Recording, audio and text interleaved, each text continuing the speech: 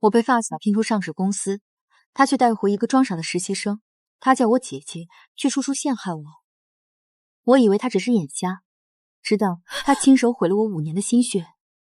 糖糖，这是马上截止投放的千亿竞标项目文件，你现在立刻拿去给秦总签字。苏姐姐是让宝宝交给秦总吗？给王副总行不行？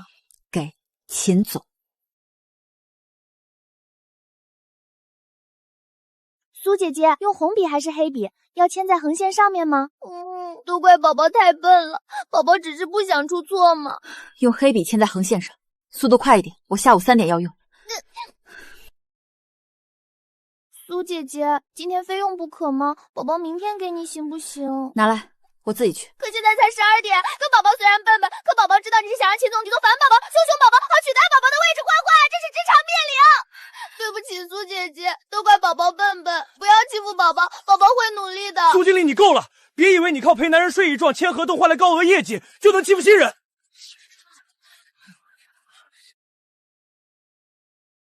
你总针对一个小姑娘做什么？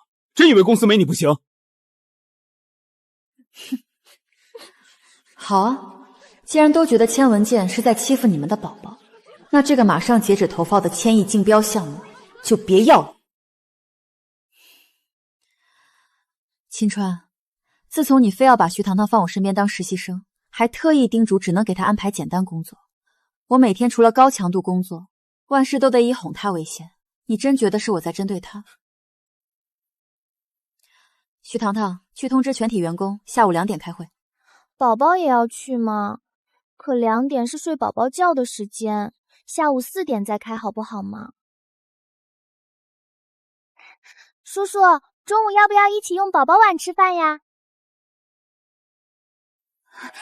对不起，张总，新人不懂事，我这就带他出去。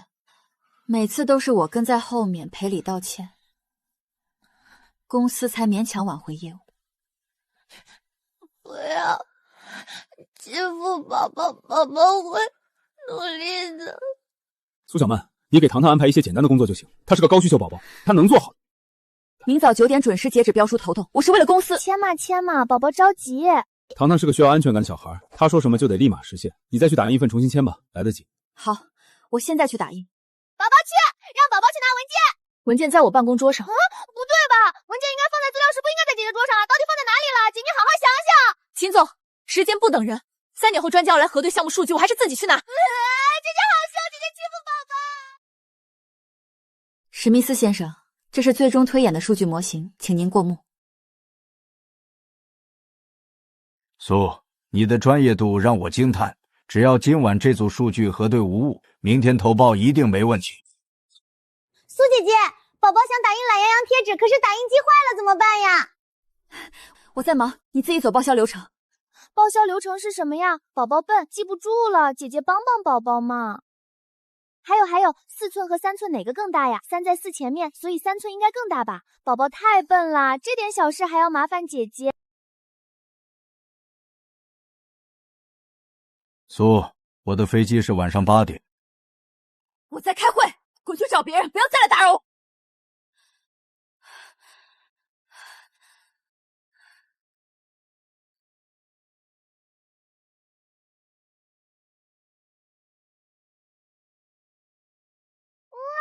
宝宝怕黑，宝宝不小心把奶粉倒在开关上了，宝宝怕。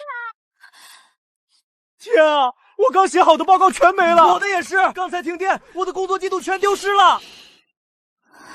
你就不能消停点吗？这次项目关系到公司存亡，回你工位上去，别再捣乱了。姐姐不给宝宝打印贴纸，宝宝只能自己动手，可宝宝太笨了，姐姐凶，宝宝怕。苏小姐，我得赶飞机了，后续的事情我们线上沟通吧。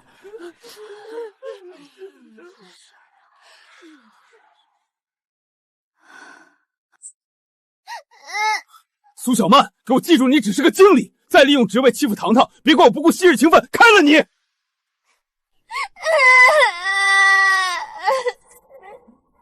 就是啊，苏经理，是你自己没把工作安排处理好，干嘛把火撒糖糖身上？糖糖只是个实习生，又不是你的奴隶，你凭什么出那大呼小叫的？当初让我跑业务替公司顶应酬的时候，你们一个个可不是这么说的。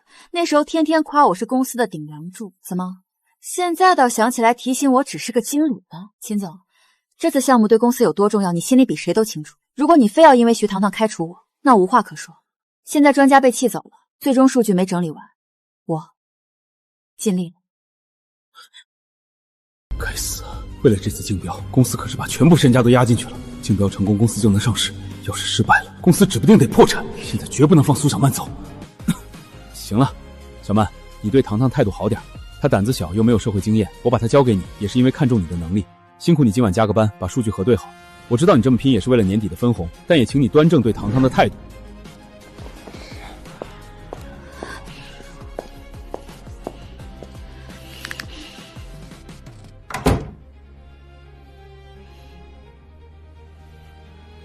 分红，10年的发小情谊，在你眼里，我只是个唯利是图的小人。苏经理，怎么又熬通宵啊？全公司上下就属你最拼命了。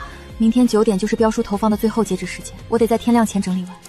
哎，秦总也是，白天当着大家面把说的那么难听，谁不知道当初公司快倒闭时，是你协助他签下一张张千万订单才撑到今天的。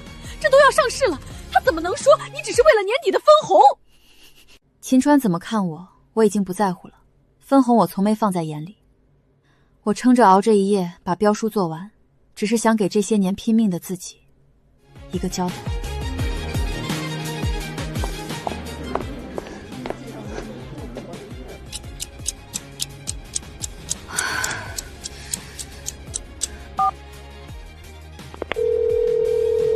您拨打的电话正在通话中。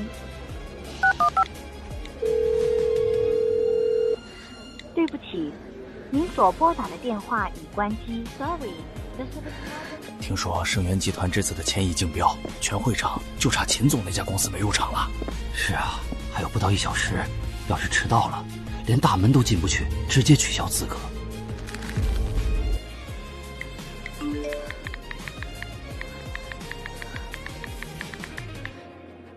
秦川，你在哪儿？还有半小时截止入场。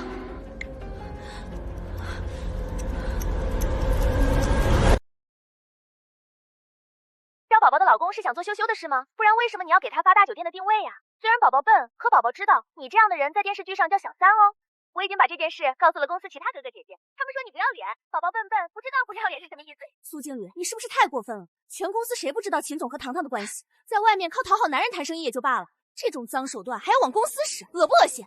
苏姐姐，我真的不是故意的。你一大早又是发定位，又是打几10个电话，也太猖狂了吧！你根本就不配当这个经理。哥哥姐姐们，苏姐姐可能只是发错人了。你们胡说什么？今天9点截止投递标书，必须由秦总本人亲自投递，还有半小时截止入场。竞标失败的后果各位都清楚，事关公司存亡，请各位尽快联系秦总。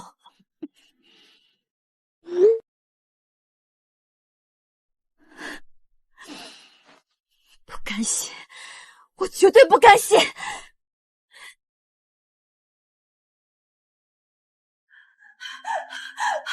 秦川，马上跟我走，还有最后20分钟。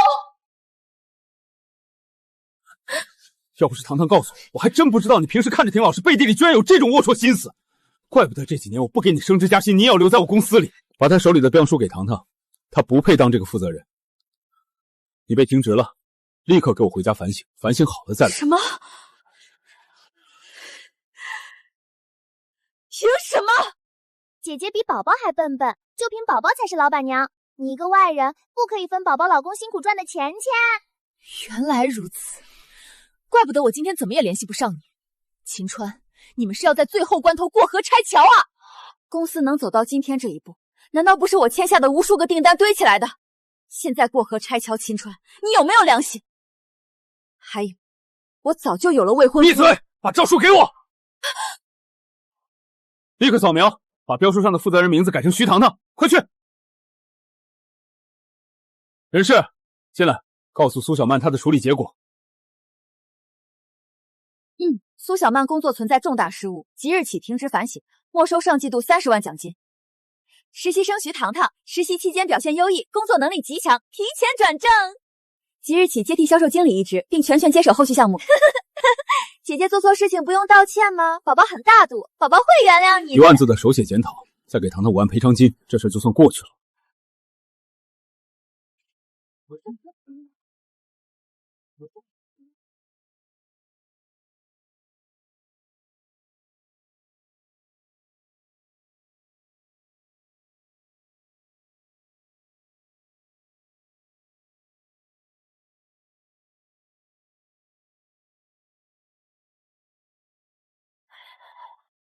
竞标成果给徐糖糖，可以，我不干了。走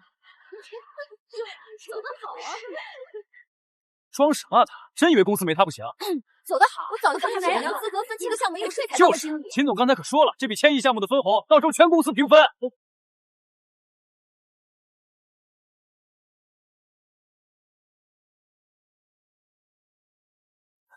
秦川的公司我不帮了，给他批的贷款也停了吧。好的，苏小姐，我现在就操作。只是停了贷款后，之前批出去的那些钱需要立马归还，那可是高达10几个亿啊！就算秦先生把公司卖了也还不起。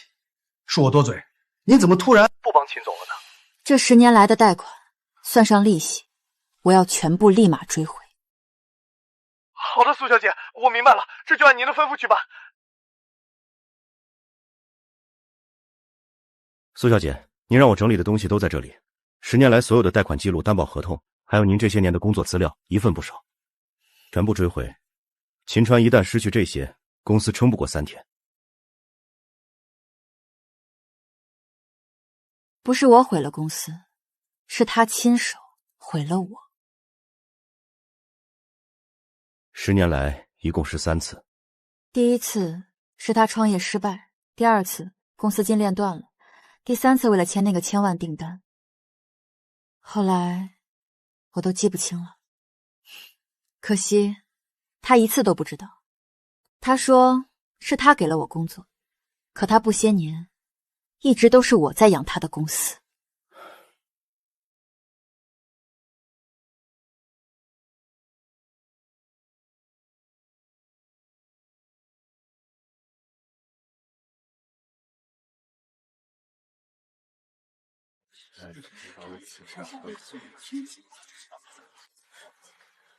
苏小曼，你终于肯接电话了。谁准你离职的？现在赶紧给我回公司！哦，回公司干什么？下午的竞标演讲你去，糖糖不会演讲，你马上回来替他。之前的事儿我可以当没发生。我离职了。想来就来，想走就走。你把公司当什么？要走可以啊，1000万赔偿金拿来。你不是最孝顺吗？你妈每天的药1个月多少钱？没有工资，整个行业没人给他买。你威胁我，秦川，我已经录音了，这段录音够你喝一壶。还有，别拿我家人说事。秦川，好戏才刚刚开始。感谢各位嘉宾莅临本次中标结果发布会。苏小姐，怎么不见秦总来？听说秦总为了今天把房子都抵押了。他总觉得这次一定会赢。那您觉得呢？各位来宾，倒计时3个数，3、2。你挣了，那正好，秦川身上那10几亿的巨额债务，你就一起承担吧。在宣布结果之前，今天我们现场还有一位特别嘉宾。谁呀？没听说今天还有嘉宾啊！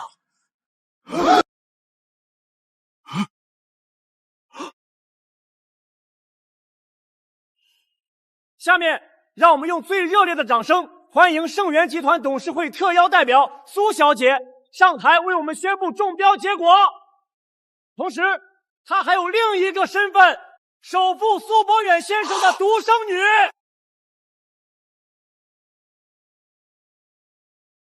苏小山，我看到现场照片了，看来你还算懂事，去替糖糖演讲了。放心，今天中标以后，我不会亏待你。我已经决定了，给你涨200块工资。200块？我没听错吧？他刚才说给首付千金加200块底薪，他到底知不知道自己在跟谁说话？姐姐快谢谢宝宝呀，不然宝宝让苏博远叔叔把你赶出 A 市去，行业封杀你哦。是吗？可惜，贵公司已经失去竞标资格。啊！你胡说什么？至于原因，你很快就知道了。不可能！你少在这里吓唬我！堂堂可是首富的亲侄女。秦川，你口中的首富是我爸。首富是他爸？可我爸苏博远根本没有兄弟姐妹，我怎么不知道他什么时候多了这么大一个侄女？我没听错吧？首富苏博远压根没有兄弟姐妹。天哪，那个徐糖糖怎么敢到处说自己是首富的侄女？糖糖，这怎么回事？你不是说苏博远是你亲叔叔吗？叔叔就是叔叔。我他妈问你，你到底是不是首富侄女？宝宝，闭嘴！秦川这是被一个骗子耍得团团转啊！苏小曼，我不是让你代替糖糖去竞标演讲吗？盛元凭什么取消我的资格？林子，还敢质我？骗子耍了还敢这么大声？我为什么要替他？贵公司的负责人缺席竞标，视为自动弃权，有意见去问盛元。还有，以后无论是工作还是债款，请通过律师联系我。这就挂断了，太彻底切割。苏小姐，可以宣布中标结果了。最后到底花落谁家？反正刚才秦川在电话里闹了这么一出，他这次怕是真没戏了。不可能，一定是系统坏了，不可能！嘘，都别说了，先听苏小姐宣布结果。下面我代表盛元集团宣布，本次中标企业为……这位女士，这里是重要发布会现场，非工作人员不得入内，请你立刻出去。宝哥哥打人了，坏人欺负宝宝，宝宝要疼死了。他爬上去了。天空之下穿成这样在地上爬，是个巨婴吗？保安，把他请出去。你凭什么赶宝宝？宝宝是甲方亲戚，叔叔最喜欢宝宝。你敢赶宝宝，宝宝让叔叔开除你。真的假的？他到底是不是首富侄女啊？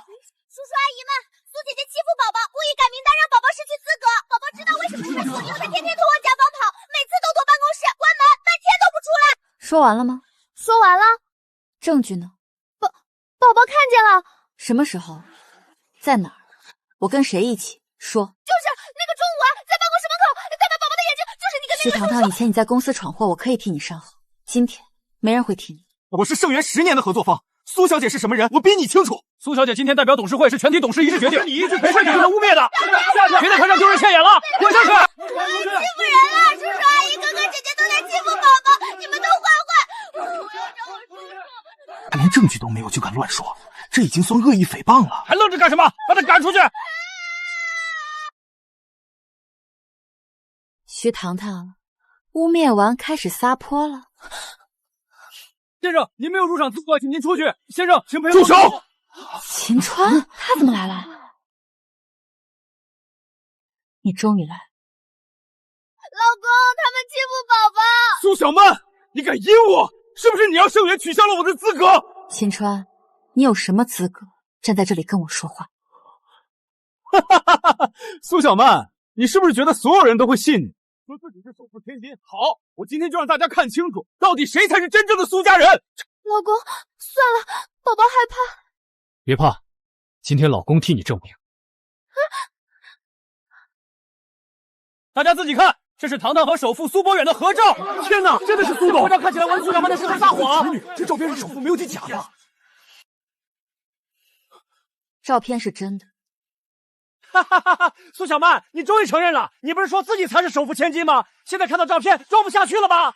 但是，你们理解错了，这张照片是人也是真的，可它根本证明不了徐糖糖是我爸的侄女。你什么意思？秦川，你知道这张照片是在哪里拍的吗？不知道的话，我来告诉你。装什么神秘？照片都摆在这里了，你还能编出什么故事？大家都觉得有一张合照就等于有血缘关系。如果真是这样，那每天和我爸合影的人岂不是都是苏家人？把手机给我。秦先生，请配合。这张照片我当然认识。认识又怎么样？你少在这故弄玄虚。因为这张照片就是我拍的。苏小曼，你骗鬼呢？你那时候多大呀？你居然说这照片是你拍的？撒谎也不打个草稿。但你不知道的是，这张照片背后还有一张照片。10几年前，苏氏集团资助希望小学落成典礼那天，我爸作为捐赠人去学校进行慰问。按照惯例，所有受资助的孩子当天都可以排队和我爸合影留念。大家看清楚了，这张所谓的合影到底是几个人？原来是这样，你凭什么这么肯定？你怎么可能什么都知道？因为当时我跟着我爸一起去做公益，我那时候喜欢摄影，所以现场负责拿着相机拍照的人就是我。徐糖糖，你不过我爸随和，让你叫了一声苏叔叔，你便自欺欺人，拿着这张节俭过的合照招摇骗了这么多年，连自己都骗过去了吧？苏小曼，你少编故事！咱们从小一起长大，又是大学同学，你爸妈什么样我还能不知道？秦川，你真的了解我家吗？从小到大，你见过我爸几次？我爸年轻的时候就一直在国外做生意，一年到头很少回国。后来生意越做越大，留在国内的时间也越来越少。小曼，走，阿姨送你回家。你爸爸妈妈呢？怎么没来接你？我爸爸在国外工作，很少回来。小曼，对不起，爸爸又失约了。没关系，爸爸工作重要。你只知道我爸姓苏，可你从来没有见过他，更不知道在国外地做什么。后来公司在国外站稳脚跟，上市之后才正式回国投资。苏小曼，那你为什么一直骗我？我什么时候骗过你？我从没说过我家里。你一个首富的女儿身价1000亿，你为什么放着好好的苏氏集团不去，偏偏要跑来我这个刚起步的小公司打工？大学毕业以后，我爸让我隐瞒身份，从最基础的基层开始历练，好熟悉国内市场。那时候你正好创业，屡屡碰壁，我念着我们从小一起长大的情分，所以才去了你的公司帮手。原来如此啊，这才是真正的豪门历练。这秦川真是捡了芝麻丢了西瓜呢。如果我公司没潜力，尹勇为什么一直帮我？秦川，你终于问到重点了。秦先生，恭喜您，经过评估，海外投资金决定继续对您的公司进行追加投资。太好了，我就知道我的方案是完美的，我的能力果然牛逼。先生，小姐，基金的投资已经全部走完流程，资金已经顺利打到秦先生的账上了。别告诉他。为什么？这可是您费了很大力气才帮他申请到的资金，为什么要瞒着他？他一直很好强，我不希望他觉得我是在施舍他。这些年，每一次你资金链断裂，每一次你快撑不下去，都是苏家的海外投资基金在帮你，我只是从来没有告诉过你。不可能！我进入你的公司，帮你谈客户，帮你做项目，帮你融资，我做这一切从来都不是因为我欠你，只是因为我一直把你当成从小一起长大的朋友。可我怎么也没想到，不是一个值得的，而是一只忘恩负义的白眼狼。那又怎么样？就算这些都是你家帮的忙，公司还是我的。秦川，你真以为挂个名字，这公司就是你的了？公司成立以来的第一批客户，是我深夜喝到胃出血，一个一个签下来的。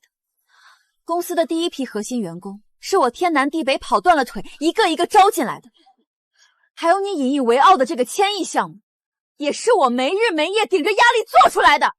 天哪，原来一直都是苏小姐在撑着这家公司啊！这老板根本就是个摆设，占着便宜还卖乖。真是无耻！那又怎么样？你是公司员工，这些本就是员工该做的。是，所以既然是员工该得的，你拖欠我的工资、奖金、分红，今天就必须全部给我结清。此外，苏小姐名下的投资机构已经正式向银行撤销了对您公司的一切贷款担保，并依法追回您之前通过担保获得的全部投资。不，这不可能！你们这是合伙社区害我！不可能！对，我还有苏家。糖糖，快给你叔叔打电话，快让他带资金来救我。叔叔现在很忙的，现在打过去不方便。这都什么时候了还不方便？公司马上就要没了，快打！秦川，你到现在还没明白吗？他从头到尾都在骗你。我没有骗人，那真的是叔叔的电话，是他最近换了号码没告诉我。老公，你要相信我。各位来宾，刚刚收到消息，顾氏集团继承人顾廷深顾总已经到了。顾总亲自来了，这下事情更大了。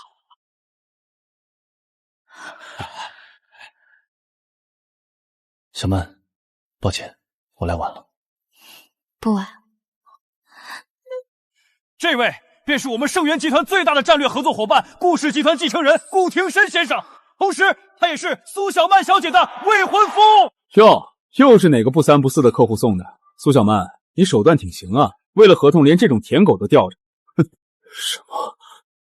居然是你未婚夫？原来那个一直在追你的人是顾廷深。顾氏集团名下所有上下游产业链即日起全面停止与你公司的一切合作，无限期封杀。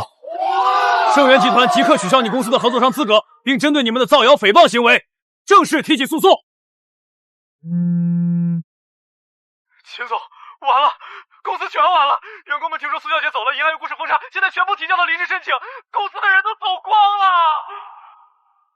小曼，我们是一起长大的呀，我们是青梅竹马，我知道错了，是我被徐糖糖蒙蔽了双眼，猪油蒙了心。这10年来，我给过你很多次机会。徐糖糖，你不是说苏博远是你亲叔叔吗？你骗我！宝宝不是故意的，宝宝我只是想让你喜欢我，我想让你多陪陪我，我没想到事情会变成这样啊！所以那些合照全都是假的。合照是真的，我只是没有告诉你。就因为你这一句话，我跟小曼翻脸，我的公司没了，我的千亿项目也没了。现在你居然告诉我，你跟首富只是拍过照？那你自己呢？还不是因为你觉得他不是首富，没有利用价值了，你才把他赶走的。你要是真喜欢他，真信任他，会相信我的话吗？你闭嘴！都是你这个贱人骗我！是你自己嫌贫爱富。你之前怎么跟我说的？你一直说只要娶了首富的侄女，你以后就再也不用奋斗了。闭嘴！我让你闭嘴！我没逼你，是你自己贪心相信的。如果苏姐姐真的只是个穷人，你今天会后悔？你根本不会。你现在后悔的不是你伤害了她，你后悔的是她居然真的是首富千金。徐糖糖，你和秦川领了结婚证对吧？正好，债务共担。小曼，我们走。哎，今天怎么这么多人没来？不要全签了吗？管他呢，昨天竞标到底怎么样了？秦总昨天一整晚都没回消息。不知道啊，要是真中了，咱们这个月提成可少不了。法院执行公务，该公司因涉嫌巨额债务违约及税务问题，名下资产已被依法冻结，现在对所有办公设备进行查封。等等，你们是不是搞错了？我们公司刚参与了盛源的千亿竞标，我们马上就有钱了，这肯定是误会。秦川先生，由于您的担保人苏小姐正式撤销担保，我行已依法冻结您名下所有资产。这是还款通知书，限你3天内必须全额归还13个亿的贷款总息。秦川，还场的要回款，今天必须结束，不给钱，今天你必须要走出这个门。秦总，我们这2个月的工资和继承呢？今天必须把血汗钱还给我们。秦川，你把公司账全做烂了，我们要求立刻退股，赔偿我们的损失。这是解约函，我们正式终止一切合作，你就等着接法院的传票吧。小曼，以后公司做大了，我给你也买一辆。你先把公司做好再说。行情不好，最多给你结80万。我买的时候200多万，才开了2年。不卖不卖吧，不卖拉倒。卖，早这样不就完了？这些一起35万。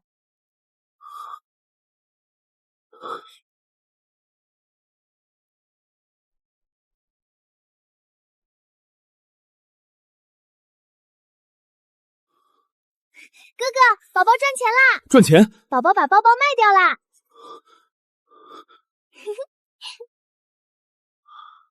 哥哥，宝宝是不是很厉害？宝宝以后养哥哥。谢谢。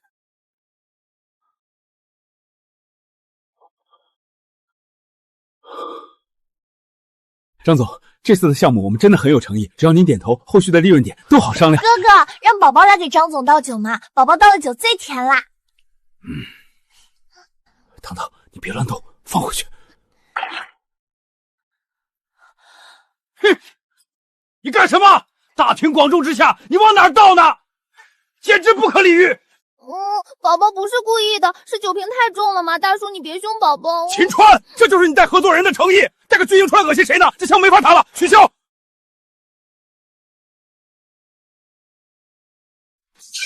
徐糖糖，你他妈是不是脑子有病？谁让你倒酒的？你除了坏老子的事，你还会干什么？给我滚啊！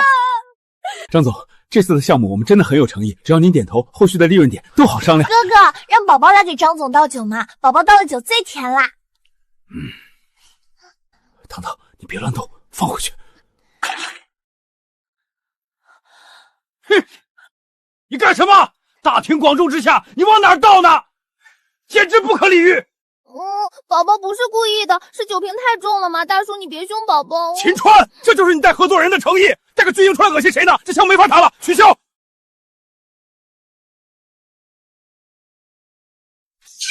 徐糖糖，你他妈是不是脑子有病？谁让你倒酒的？你除了坏老子的事，你还会干什么？给我滚啊！王总，这顿饭是我特意让糖糖安排的，我想着一定要用最贵最好的海鲜来招待你。我秘书没有提前通知你们吗？我海鲜严重过敏，你这是安的什么心思？哎呀，宝宝觉得最贵的就是最好的嘛，宝宝是为了你好，不识好人心，不吃拉倒。好一个不识好人心！秦总，连合作伙伴的基本忌口都调查不清楚，你们公司能有什么前途？合作的事不用想了，告辞。小曼，以前有你在的时候，从来不会出这种错，我真的好后悔啊！秦总，念在之前我们的情谊，我最后再帮你一把。字我上次已经签了，只要你在那一页盖上你们公司的公章，合同就正式生效，资金下午就能打到你账上。谢谢李总，谢谢李总，我这就盖章。糖糖，把合同给我，快！急什么嘛，宝宝不是在帮哥哥保管吗？哎呀，拿这份恶心的东西给谁看的？看来啊，秦总的公司确实气数已尽，连天都不帮你，字儿我不签了，合作取消吧。李总，你听我解释，宝宝不是故意的。前面的快点，这楼道这么窄，后面还堵着呢。马上，哥哥，我们为什么搬来这种破地方啊？又脏又臭，还有蚊子。老公，这地方好小啊，霉味这么重，连个衣帽间都没有，宝宝的裙子都放不下了。宝宝不要住这里。糖糖，你就别抱怨了，现在能有个落脚的地方就不错了。秦川，你在里面，别躲了！你搬到这破地方我们就找不到。秦川，走到我们就快。他们追到你。我老公，我怕。闭嘴，别出声，千万别让他们知道我们在里面。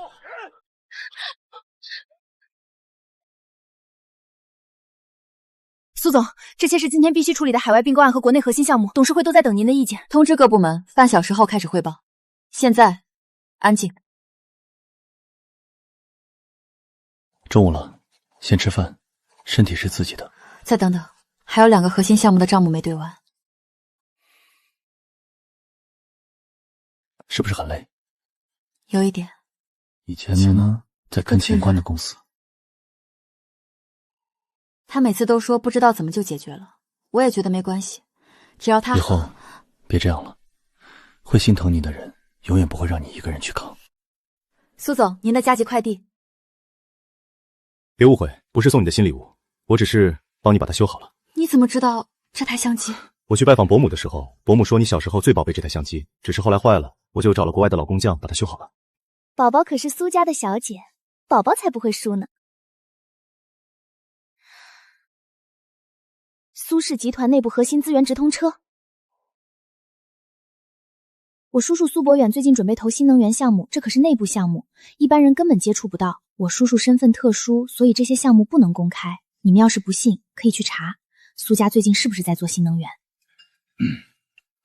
徐小姐，这是真的吗？我们能跟着分一杯羹吗？看在大家有缘的份上，宝宝就偷偷带你们一起发财好啦。不过需要先交一部分意向金哦。宝宝发财啦！合作愉快。徐小姐，合作愉快。不过我还有2个朋友。徐糖糖，你涉嫌巨额合同欺诈，现在跟我们走一趟。你们抓错人了，宝宝怎么会骗人呢？宝宝可是首富苏博远的亲侄女。我们已经向苏董本人及苏氏集团法务部核实过，苏家与你毫无关系。宝宝不知道骗人是犯法的呀，宝宝只是个小孩子，宝宝真的不知道。不知道？那这些白纸黑字的转账记录也是别人替你收的，涉案金额高达上千万，觉得装傻有吗？我真的是苏家的人，我只是还没认清。被告人徐糖糖欺诈罪名成立，且数额特别巨大，数罪并罚，依法判处有期徒刑。我不想走了，真的是苏家的人，我只是还没认清。哥哥，宝宝害怕。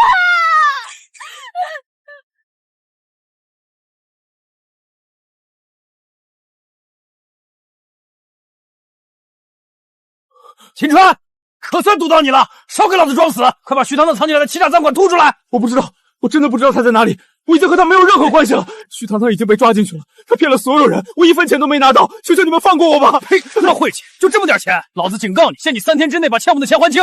3天后要是见不到钱，老子直接打断你的腿！小曼，苏小曼，我要见苏小曼！站住！这里是苏氏集团，非请勿入，立刻离开！小曼是我啊！我错了，我真的知道错了，求求你救救我！看在我们认识10年的份上，看在青梅竹马的份上，你帮帮我，拉我一把吧！以后别让这种不三不四的人脏了苏氏的大门，扔出去。是，顾总。小曼，求求你！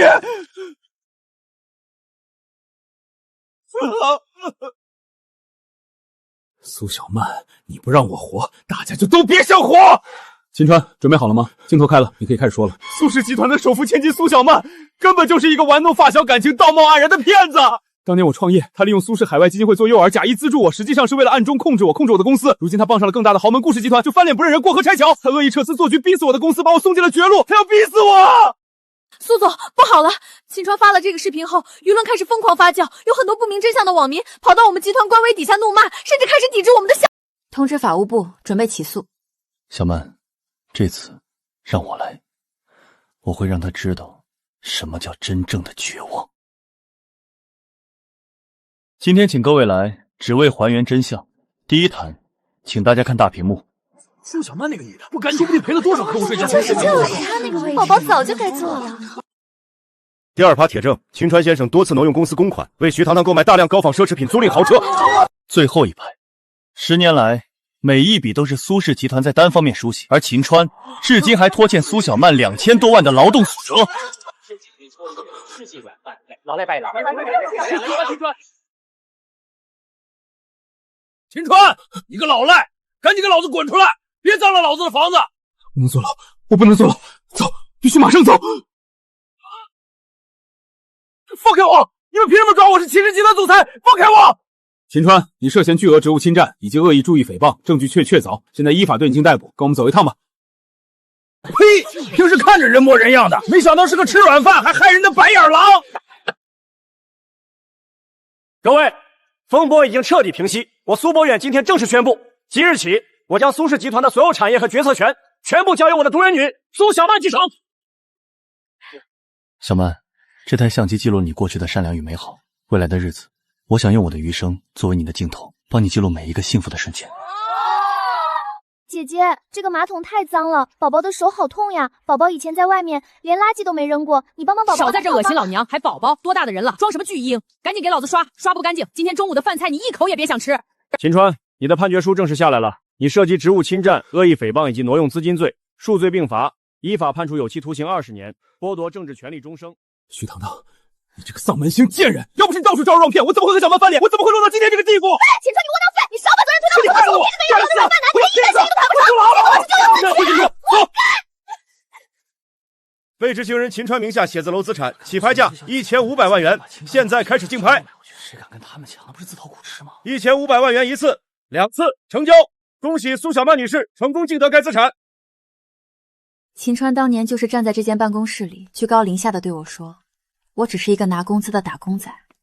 他说，这栋楼里永远不会有我苏小曼的名字。但现在，这里属于我了。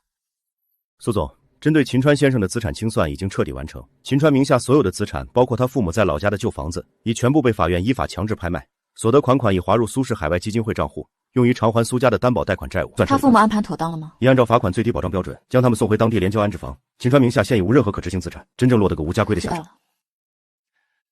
小曼，爸爸终于看着你穿上婚纱了。这些年是爸爸对不起你，让你在外面受了那么多委屈。爸，不委屈，没有那些历练，女儿怎么能看清身边的人，又怎么能像今天这样高傲的站在这里？小曼，准备好当顾太太了吗？准备好了。顾廷琛先生、苏小曼女士，在神圣的誓言面前，你们是否愿意无论贫穷还是富有，健康还是疾病，都永远守护彼此，不离不弃？我愿意。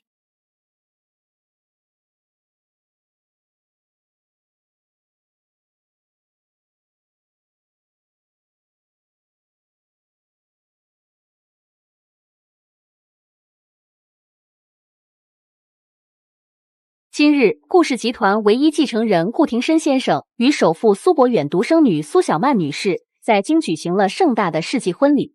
顾氏与苏氏强联合。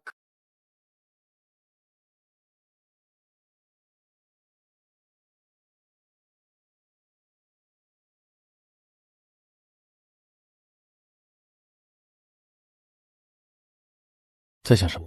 庭琛，秦川那栋楼我拍下来了。你说拿来做什么好？做任何你想做的事，只要你开心就好。你心里不是已经有答案了吗？我想把它改成苏氏慈善基金会的总部，专门资助山区贫困儿童，建希望小学，设奖学金。好，需要多少钱，多少人，顾氏全部配合。不用你出钱，苏轼自己就够。我只是想把这件事做扎实。当年徐糖糖拿着一张希望小学的合影就能招摇撞骗，说到底，就是很多慈善项目不透明，才给了这些人钻空子的机会。第一批先在西南山区建5所希望小学，每所配图书馆、危机室和心理辅导老师。师资是重中之重，要和师范院校合作设支教专项，给足补贴和发展通道。对，助学金直接打到学生个人账户，学校不经手现金，每学期志愿者实地复查。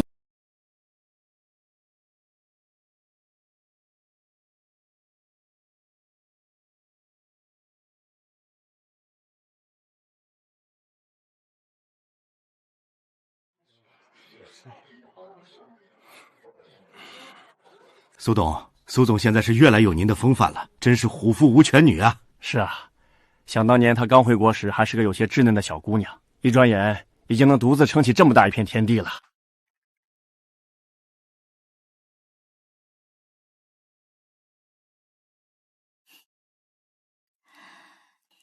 各位来宾，各位朋友，大家好！感谢大家百忙之中来参加苏轼慈善基金会的成立仪式。说起做慈善的初衷，其实源于我小时候的一段经历。10几年前，我跟着父亲去山区参加希望小学落成典礼，给每个和父亲合影的孩子拍照。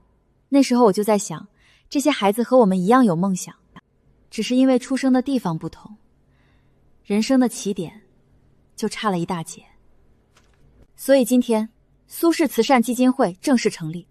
我们第一个5年目标是在全国贫困山区建成100所希望小学，资助10万名贫困学生完成学业。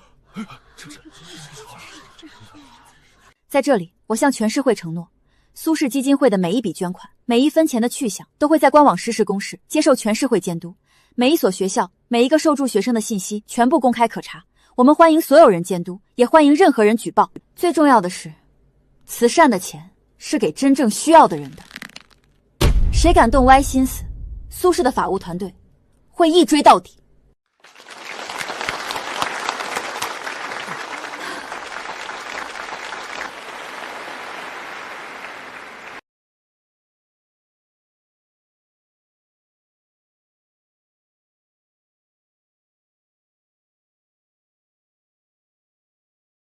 苏总、顾总一路上辛苦了，真是盼星星盼月亮，可把你们给盼来了。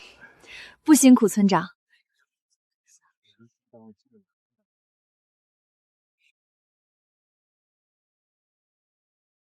阿姨，这个给你。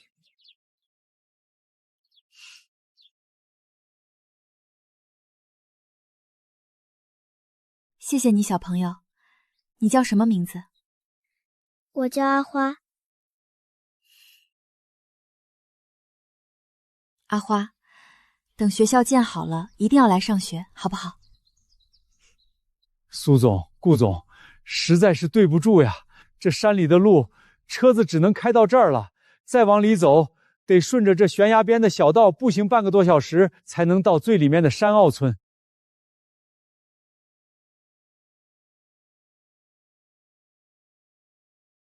这城里来的千金大姐能走得了这么险的山路吗？别走2步就哭着要回去。路险怕什么？走吧，别耽误时间。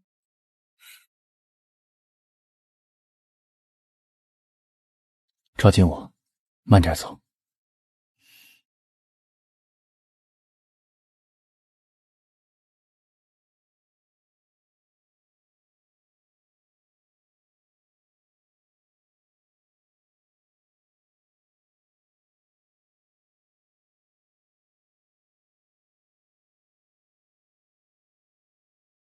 苏总，您看看这破房子，一到下雨天，屋顶就漏得像瀑布一样；一到冬天，冷风呼呼的往骨头里灌，孩子们的手冻得又红又肿，连笔都握不住啊！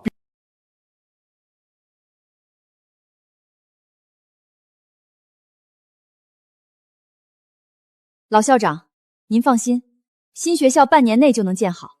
我们会有最宽敞的教室，有图书馆、危机室，还有专门的食堂和宿舍。孩子们再也不用在冬天受冻，也再不用走这么远的山路来上学了。阿姨，新学校里有课外书吗？我想看故事书。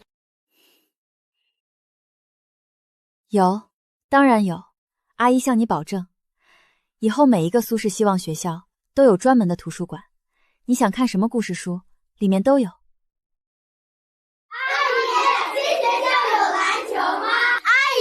我们能学画画吗？电脑到底是什么样的呀？好啦，一个一个来，老师都告诉你们。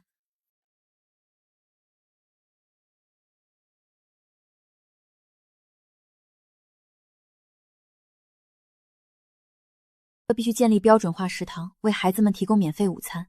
家远的孩子必须配备安全的宿舍，实行住校管理。还有，要提高大山教师的专项补贴，建好教师宿舍，这样才能留住好老师。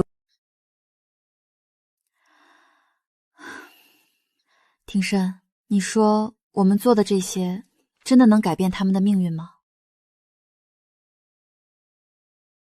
至少给了他们一个机会，一个走出大山，去看看外面世界有多大的机会。小曼，这就够了。是啊，一个人的力量确实有限，一所学校能改变的孩子也有限，但只要我们坚持做下去，总会有越来越多的孩子因为帮助而拥有不一样的人生。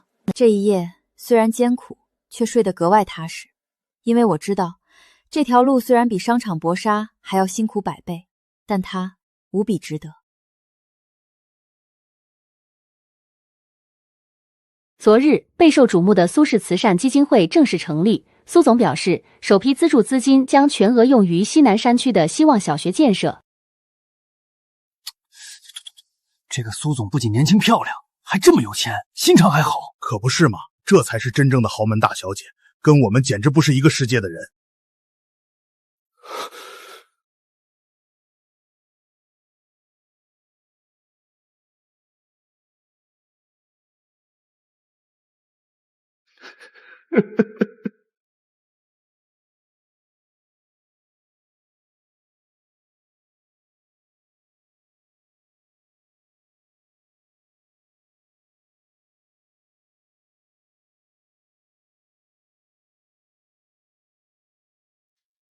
秦川，我签下第一个大单了，公司有救了。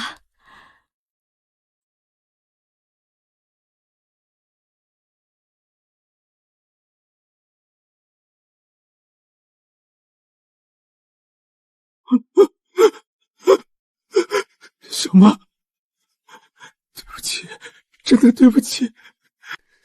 可是，迟来的忏悔，道歉又有什么用呢？伤害过的人早已走远，而他被自己亲手毁掉的人生，也再也回不来了。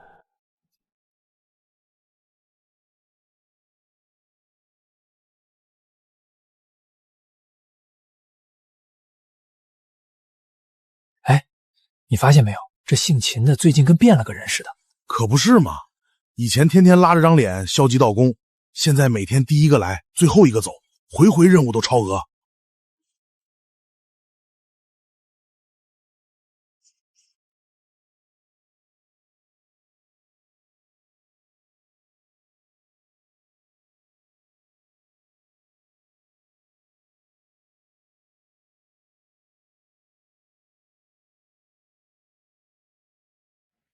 秦川，最近各方面的考核表现都不错，跟大家说说，怎么突然转变这么大？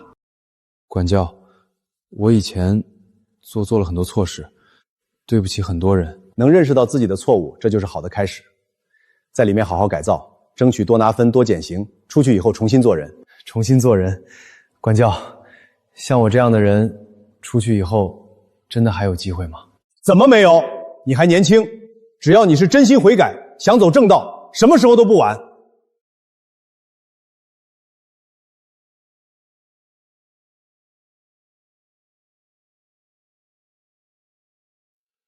小曼，对不起，这10年来，是你一直在替我遮风挡雨，而我却像个瞎子一样，把你的付出当成理所当然。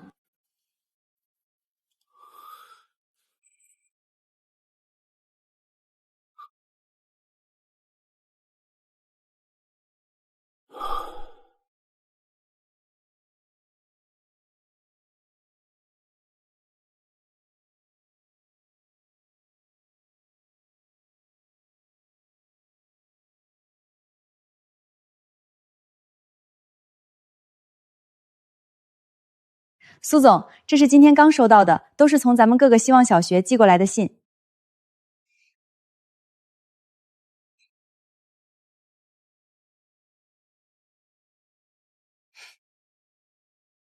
亲爱的苏阿姨，您好，我们的新学校建好了，特别漂亮，教室很大，窗户很亮，我们再也不怕下雨漏雨了。学校里有图书馆，好多好多书，我每天都去看，还有微机室，我们学会用电脑了。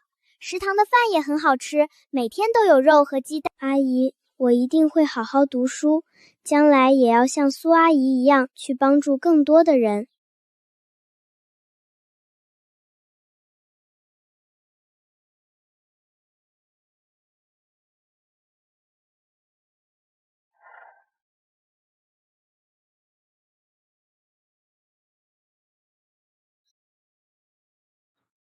怎么了？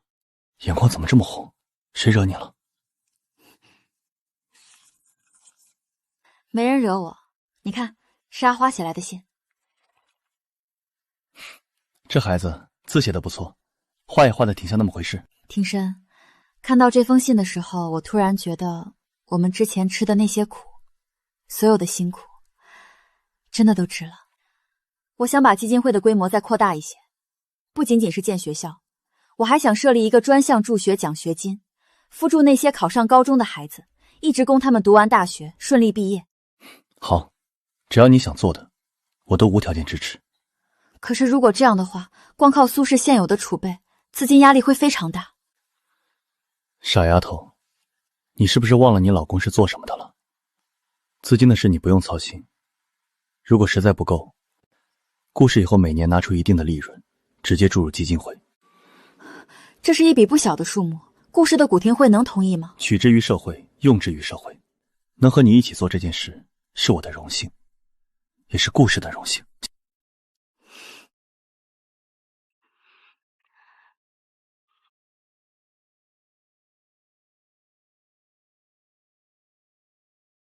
好啊，好，曼曼，爸爸支持你。当年我做公益，只是单纯的想着赚了钱要回报社会，真没想到你现在的格局做的比我当年还要扎实，还要长远。爸，不仅是奖学金，我和小曼还商量着，后续要逐步开展乡村教师的专项培训，还有山区儿童的医疗援助计划。好，有志气。顾氏和苏氏联手，还有什么做不成的？拿钱拿词，说啊。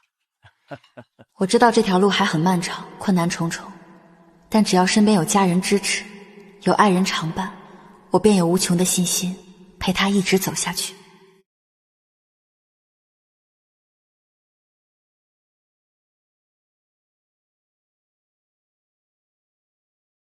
各位来宾，各位朋友，大家好！今天是苏氏基金会成立1周年的日子。首先，感谢每一位关心、支持、参与我们公益事业的朋友。1年前我站在这里说要建100所希望小学的时候，很多人在私底下觉得我在说大话，但今天我可以骄傲地告诉大家，我们已经建成了30所，还有25在建。当然，数字不是最重要的，最重要的是这些学校里的孩子们，他们的人生因为我们大家一点点的努力，有了不一样的可能。未来，苏氏基金会还会继续努力，除了助学，我们还会投入更多资源在乡村医疗、留守儿童心理扶助等方面，也欢迎更多爱心企业和个人加入我们。我相信，只要人人都献出一点爱，这个世界一定会变得更好。谢谢大家。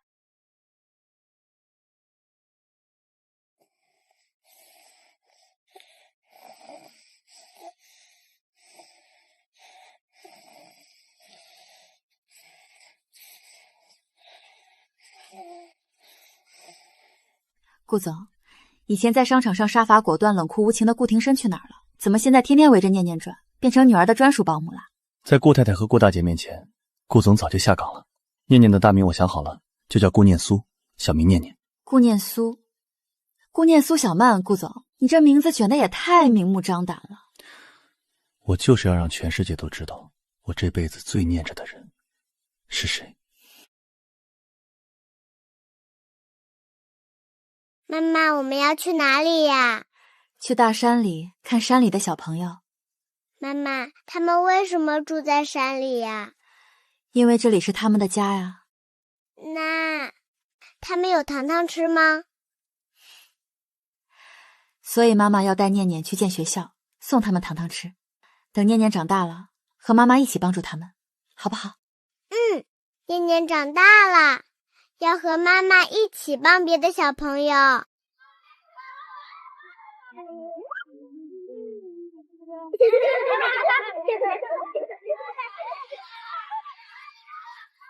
在想什么？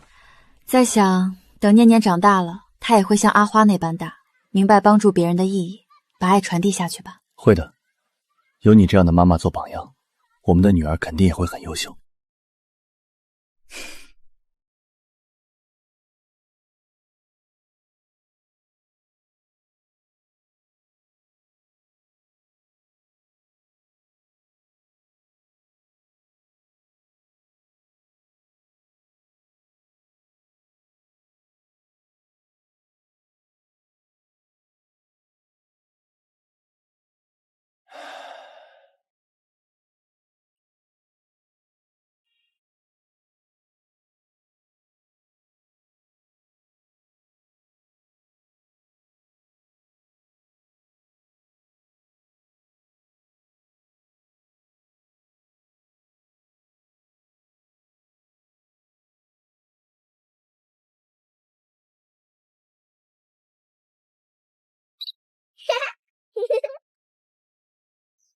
妈妈，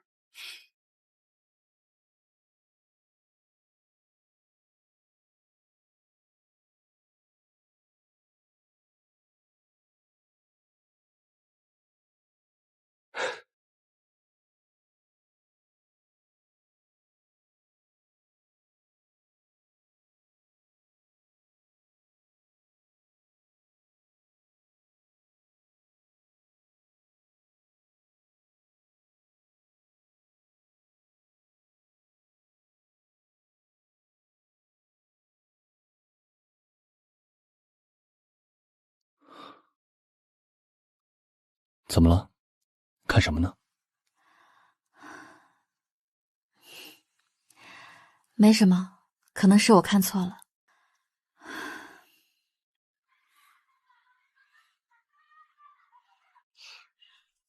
妈妈，念念还要玩滑梯。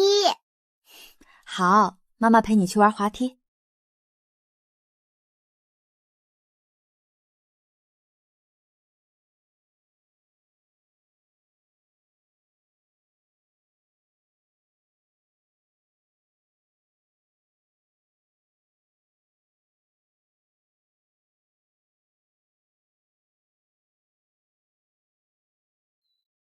孩子们，欢迎你们来到新学校，希望你们在这里好好学习，好好成长，走出属于自己的不一样的人生。真快啊！一转眼第200所都落成了。苏总这些年是实实在在的把根扎在这片大山里了，可不是嘛？你看小小姐那精气神儿，跟当年的苏总简直一模一样，这就是最好的传承。还有来到厅厅里，环入一个罐子。念念姐姐，城市里是什么样子的呀？是不是有吃不完的糖果和会飞的汽车？城市里有很高的楼，很多的车，还有很大的图书馆。但是我觉得这里也很好，有山有水，有你们，还有这么漂亮的新学校。所以你们要好好读书哦，等你们长大了，就能去看看外面的世界了。看完了，再回来建设自己的家乡，让这里变得比城市还要漂亮。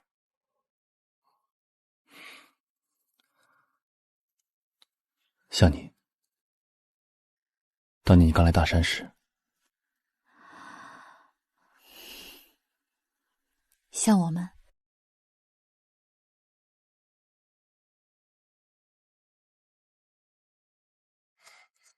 爸爸妈妈，你们快看，新学校好漂亮啊，在发光呢。漂亮。妈妈，等我长大了，我也要像你一样，建好多好多的学校，去帮助好多好多像阿花姐姐那样的小朋友。好啊，那念念从现在开始就要好好读书，快快长大。一言为定。